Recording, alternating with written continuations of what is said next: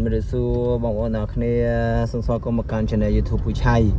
บาร์บี YouTube นี่คือท่าตั้งปีจันทร์รอซีมาอันเป็นเปทัวร์เรื่องกับพลายทัวร์เรื่องบรมีบางคนตัวสนามโดยมอนเตแต่เวียเมียนวิดีโอมวยแต่ยำทอดตัวปีจีบคนไอ้ตัวจับจันทร์รอซีมาคือยำดักโคลนไอ้จมูกในตะบูดอกโคลนกุศลนั่งเลยกุศลจมูก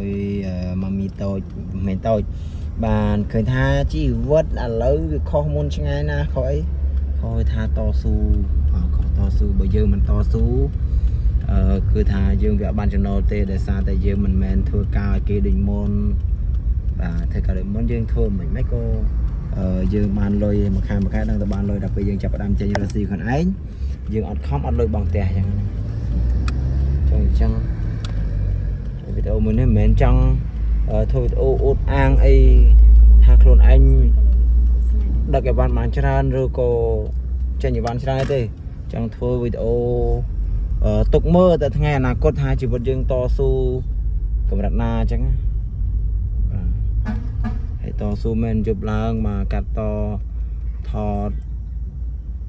ដើម្បីប្រមូលផលខ្លួនឯងប្រាក់ឡើងដឹកឲ្យបានខ្លួនឯងបន្ទាប់ពីមកពីដឹកឲ្យបានវិញយើងខ្ចប់ខ្លួនឯងគឺថាជីវិតយើងវាប៉ុណ្ណេះវាលំបាកដែរប៉ុន្តែខ្ញុំអាចតស៊ូបានរំភើបចិត្តអត់មែនតើរំភើបហើយណាមួយចេញពីរដ្ឋបាលមកមានបងប្អូនគាត់ជួយទិញគាត់ស្រឡាញ់ជួយចិត្តយើងគាត់ទុកចិត្តយើង